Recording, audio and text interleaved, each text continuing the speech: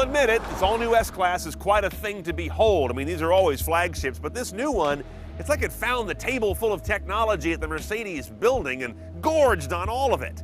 Did they get it right, or did they just get it big? Let's drive this 2014 S550 and check the tech.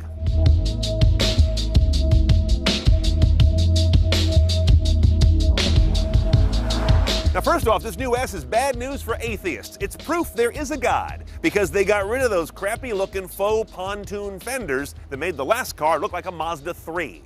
Now, spotting a new S-Class is easiest from the front. Big, deep, aggressive grille. Looks really hot, to be honest. And now you've got an LED eyebrow above the headlight as opposed to below on the outgoing car, so easy to pick one out of a crowd. Speaking of those LEDs, Mercedes says this is the first car in production that has no filament light bulbs at all. 56 LEDs make up the headlights, 35 make up the taillights, and 300 are in the cabin. Now, this may be the first car we've driven that totally eschews anything but LCD displays. Everything is communicated via these two 12.3-inch 8:3 ratio LCD panels. Now, right off the bat, look at that map. That is amazing. This is proof of a maxim in technology that sometimes things get faster enough or bigger enough that they actually hit a limit and they change. Every road is there, every nuance of it, and you really get a sense of where you are and what road's coming up next. No other system really pulls that together like this. The bigger issue is the tech stuff that is in here, and there's a lot of it, is scattered all over the place, particularly when you get to media. Radio has your radio stations, and you have to go through this almost sort of needless screen change to get to them. It's pretty, but it takes time of my eyes off the road. Then for your non-radio sources, you go to media. Now, a lot of car companies segregate other sources under media, but I think for an all-new design like this S-Class, they should think more progressively and start putting all media together in one place. But then when you want to get to your internet media sources, you go to yet a third menu, which of course is your phone and address book, but also the internet stuff, which lives under here.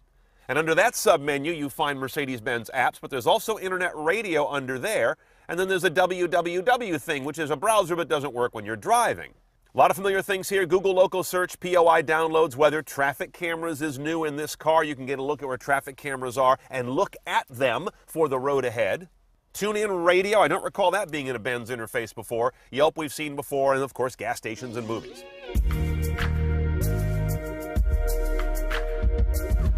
A lot of what's on this interface has to do with the seats. You can adjust the sides of the backrest. You can adjust and position the lumbar. Same thing with the shoulder region.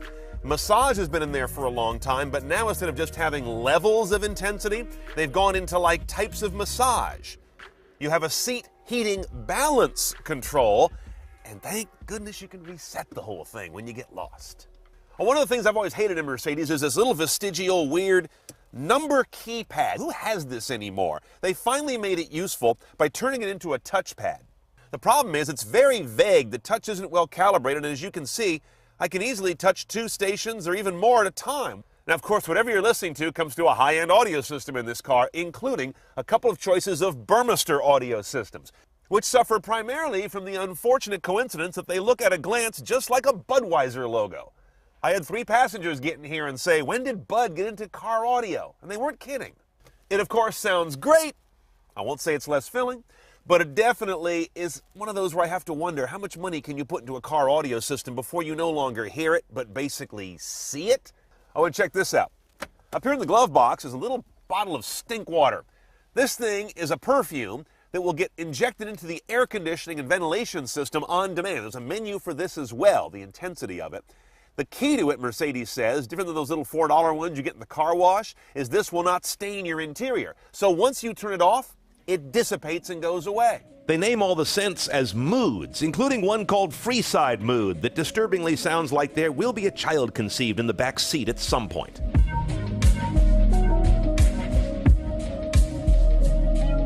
In the back of our S550, it's relatively Spartan, believe it or not, because we haven't got all the options, which could include these executive pop-up tables like you have in business class, screens that let you echo the navigation screen, like on an airplane, and of course all manner of additional massage and heating and cooling. But even though we're kind of slumming it back here, the bear doesn't care. Got plenty of room for him. Dual panorama sunroof back here, but I gotta point this out. it's actually broken up and smaller than the one we just had on a Jetta wagon. So it's not bad, but it's not the best.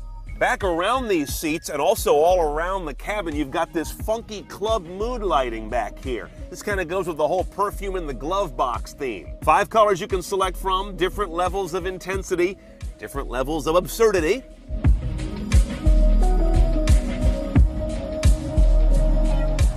One day I want to be a Mercedes mechanic, only because they have the most spacious offices underneath these hoods that open perpendicular. I love that. Here we find a relatively normal Mercedes story, a twin-turbo V8. 1 turbo on each bank, 4.7-liter displacement, direct injection, sophisticated variable valve timing. The output is 455 horsepower, 516 foot-pounds of torque. Great torque because it's a V8 and because it's got turbos on it. 0 to 60 for this 4,300-pound sedan comes up in a very quick 4.8 seconds. One choice on the gearbox, 7-speed automatic, a real automatic, not a dual clutch or anything like that.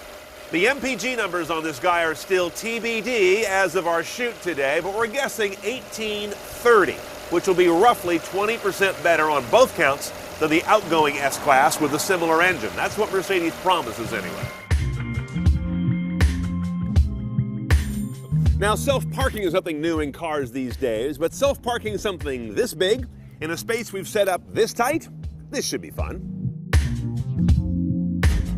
All right, the little blue icon tells me it's looking for parking. I'm looking for a white diamond alongside it that says it's found a space big enough to put this thing in. There it is. Put it in reverse. Okay, self-parking, and here we go. This is where you really appreciate active parking, not with a small car, but with a big car that you're pretty sure you couldn't park yourself, at least not 2 times in a row. Boy, we are really close to that bumper. Okay, time to cut in. Let's see how it does. Oh, that looks close. Oh, that looks close. Coming back. I don't hear any curb rash. I feel like I'm about to. Select drive. Look at that. Hard right. Nibbling. Nibbling. Going to the front here. Select reverse. And let's mop up and finish. Very nice. Okay, first thing I'm going to do is come to a stop. Why start with a stop? Because I want to see how this auto start stop technology has been refined. Engine shuts down. I did not detect that. If I wasn't watching the tach, I wouldn't have known it. And the restart almost as imperceptible, quick and barely shaking the car. Finally, someone's getting start-stop done in a way that befits a car of this refinement. Now, these cars can be equipped so that they will actually self-drive up to the mid-30-mile-per-hour range. Like in traffic, they'll follow the car in front, they'll handle acceleration, braking, and steering. I'll be honest, I never really got it to work in my driving with the car. Ditto goes for the lane departure tech. That was on and off as well. But my colleague Wayne Cunningham says it worked out pretty well for him. Combine that with the fact this is a pre-production car, and I'm going to withhold judgment on both those technologies till later. This car does 2 things really well. First of all, it showcases an awful lot of technology, most of which is not silly gimmickry. It's a good state-of-the-art showcase. Secondly, it also takes the S-Class brand and I think makes it much more progressive. This doesn't feel like such an old goat's car anymore, from the interior design to the exterior design to the fact that it has a lot of really interesting technology that's pretty much all well done.